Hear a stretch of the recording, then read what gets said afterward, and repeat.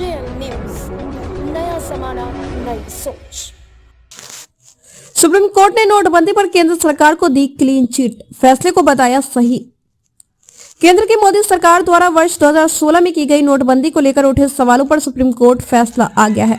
Supreme court ने 2016 में 1000 रुपए और 500 रुपए के नोटों को अमान्य करने के सरकार के फैसले को सही ठहराया है।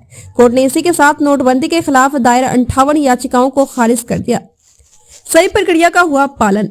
एससी नोटबंदी के खिलाफ 3 दर्जन से ज्यादा याचिकाओं की सुनवाई करते हुए कोर्ट ने कहा कि इसकी प्रक्रिया में कुछ भी गलत नहीं पाया गया है। सुप्रीम कोर्ट ने कहा कि आरबीआई के पास विमुद्रीकरण लाने की कोई स्वतंत्र शक्ति नहीं है और केंद्र और आरबीआई के बीच परामर्श के बाद ही निर्णय लिया गया।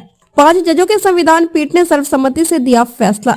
न्यायमूर्ति एस.ए. नजीर की अध्यक्षता वाली 5 जजों की संविधान पीठ ने इस मामले पर अपना फैसला सुनाया।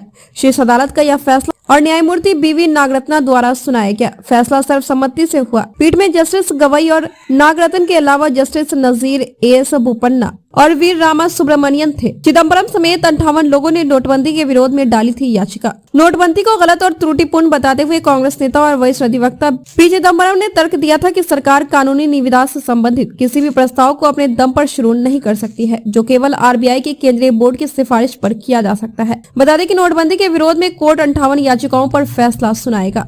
एससी ने 7 दिसंबर को सुरक्षित रख लिया था फैसला। बता दें कि शीर्ष अदालत ने पिछले साल 7 दिसंबर को सरकार और याचिकाकर्ताओं की दलीलें सुनने के बाद अपना फैसला सुरक्षित रख लिया था।